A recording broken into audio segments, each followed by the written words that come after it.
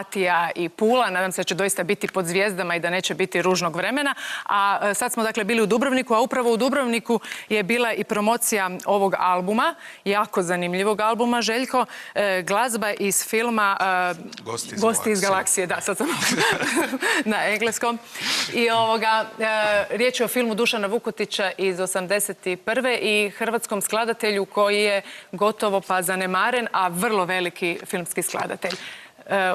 Ostavljam tebi da kažeš. Radi se o Tomislavu Simoviću, koji nevjerojatno je to reći, ali snimio, odnosno napisao preko 300-tinjak partitura za hrvatske filmove, dakle primijenjenu glazbu je radio od glazbe za televiziju, glazbe za film, glazbe za radio, čak i glazba za reklame ulazi u sve to. Posebno je njegov rad sa Zagrebačkom školom animacije jako poznat, recimo tema iz Profesora Baltazara, to je upravo njegova tema. Mi smo izabrali, dakle moj kolega Leri Ahil i ja koji vodimo ovo sve zajedno, smo izabrali Gosti iz galaksije kao prvi jedan dio toga.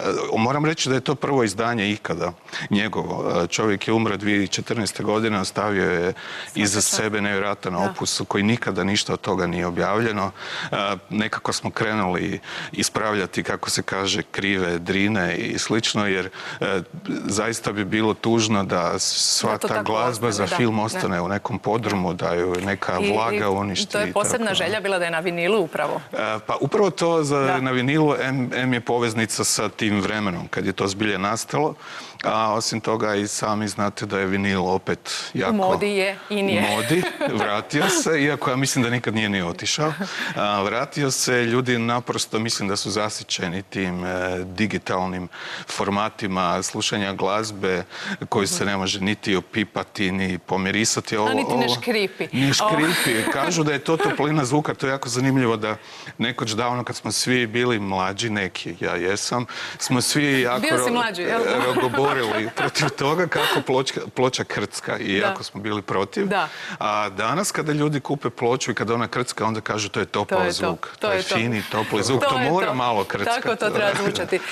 Vratimo se sada na Pulski festival i zapravo, a i na Tomislava, da nekako to spojimo. Koliko je glazba doista važna za film i kako ocjenjuješ filmsku glazbu na ovogodišnjoj Puli?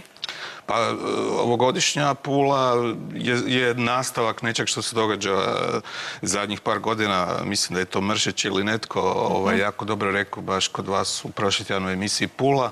Prati ono što se događa u filmu kod nas. Dakle, ako je filmska scena slaba i Pula je slaba. Dakle, imate te 90. godine kad je Pula imala svega 4-5 filmova, kad je to izgledalo pomalo otužno. Ja sam tada dolazio i veličanstveni partiji u hotelu Riviera su izgledali pomalo tužno sa prepunim stolovima, ali sa premalo gostiju. To se počelo mijenjati onog trenutka kada je živnula produkcija.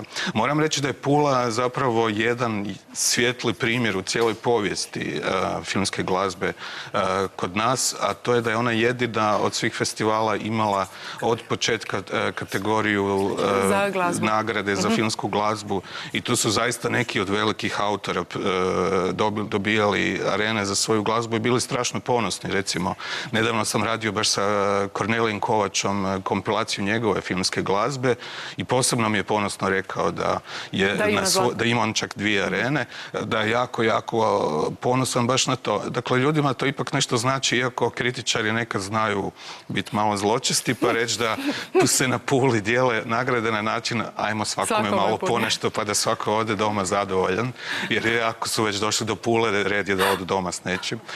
Dobro, nije drugčije ni na glazbenim festivalima. No dobro, zadržimo se mi na filmu i na filmskim festivalima. Pula je iza nas, a ispred nas je Motovun. No prije no što odemo uživo tamo, malo ćemo se prisjetiti kako je to izgledalo svih ovih godina.